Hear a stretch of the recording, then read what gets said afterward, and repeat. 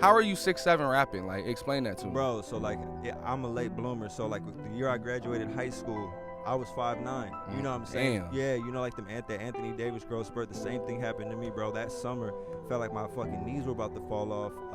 I just remember telling my dad, like, yo, something's going on. I don't know what's going on right now. Fast forward through the end of the summer, bro.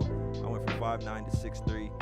Next summer, 6'3" to 6'7". And in high school, I did hoop, but I was just like a little scrawny guy, bro. Like I said, I was 5'9", you know what I'm saying? So this rap was always in me. I didn't know I was going to be 6'7". Even if I did, I would still be rapping. But it's just crazy how life works. You know, what was your mindset becoming a rapper and being like, all right, I'm finna make it, coming out of a city that's not like a major hot spot for rappers? Yeah, like, bro, even further out. Like my parents live in Palm Springs now, but we grew up in Blythe, California, bro. I'm talking about we didn't even have a mall. We didn't have a movie theater. Nigga, we didn't have 2-story buildings. But like, when you're young, you don't really think about all the things that you don't have. You know what I'm saying? So we had the internet and we had access to see whatever was going on in the major metropolises. So I never really let where I'm from dictate where I wanted to go. You know what I'm saying? My parents are from Nigeria. My pops went to boarding school when he was 13. They came over in 1975. So like, all we know is like, if you want to get to where you want to go, you're going to have to struggle, you're going to have to grind. Absolutely. So you know what I'm saying? So like, I just applied that same thing to the rap game. You know what I'm saying? I used education to get out of town, to get a scholarship to go to college. You know what I'm saying? To go spread the word.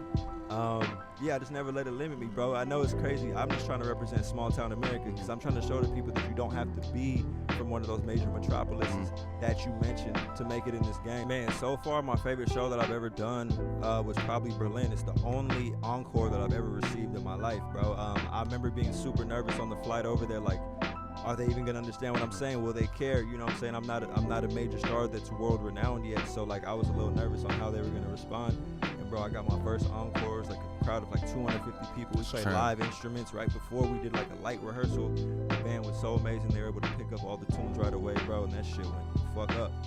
That's my favorite show that I've ever done. Went and saw like a Bundesliga match. You know what I'm saying? That's by far my favorite show that I've done. I can't wait to go back to Germany in the future, bro. And you going to Tokyo, right, soon?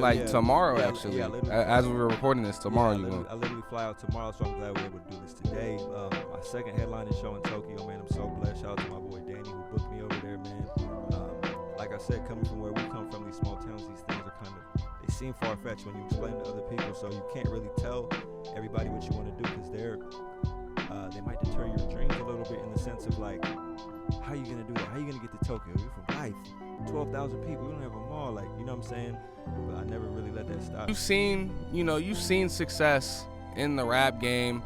I don't think a lot of people know what sync is, and I think that's something that I wanna touch on.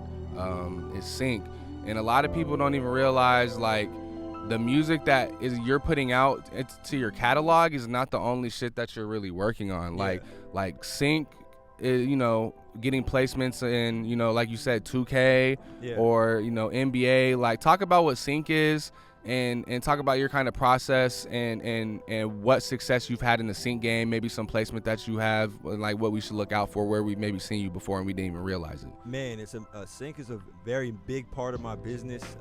It makes up a majority of it, bro. It's a big focus of mine because, as you know, they give us pennies for streams.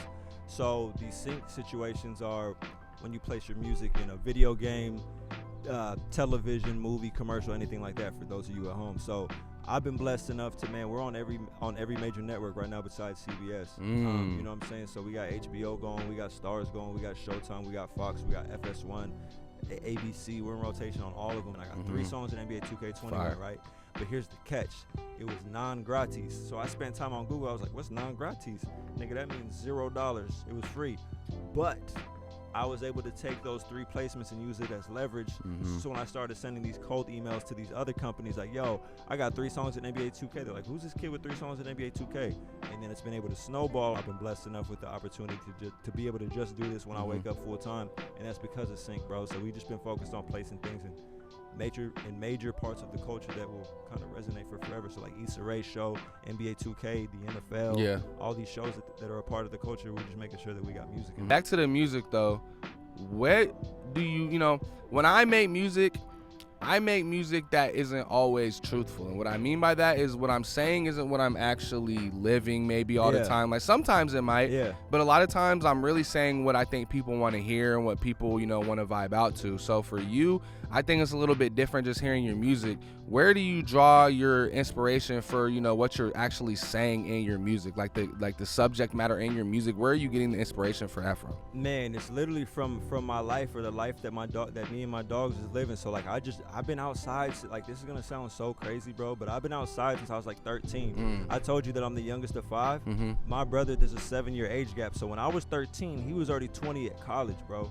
So like he was taking me to frat parties when I was 13. You understand? I'm 7th grade. Mom and Dad, when you watch this, I am sorry, but I was already outside, bro. Like, I draw inspiration from like the many lives that I've lived up to now, and I just try to give it in the most authentic way to the people, because like I can't be out here rapping about catching bodies. I don't want to live a life that's not mine. So like I think what kind of separates what I'm trying to do is I'm just trying to give you the raw authenticity of a nigga from a small town who's just drawn from my own life. Frat parties at 13 in Palm Springs? In Palm Springs or LA? No, this was San Diego State. My brother, San Diego. Shit. That's how I ended up there, bro. I graduated from there.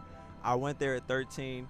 Shout out to the sorority girls. Y'all changed my life for the better. So, bro, just like seeing the atmosphere and showing like it's like a melting pot of a lot of different people, and this is how it is when you leave your hometown. Like there's more than one freeway, you know what I'm saying? I'm from a place that got one freeway that cuts through the whole town, my nigga. So like just going and seeing that type of stuff, and how people operate in metropolises and traveling and situations we've been in, bro. In a small town, you go through the same things that you go through in a metropolis.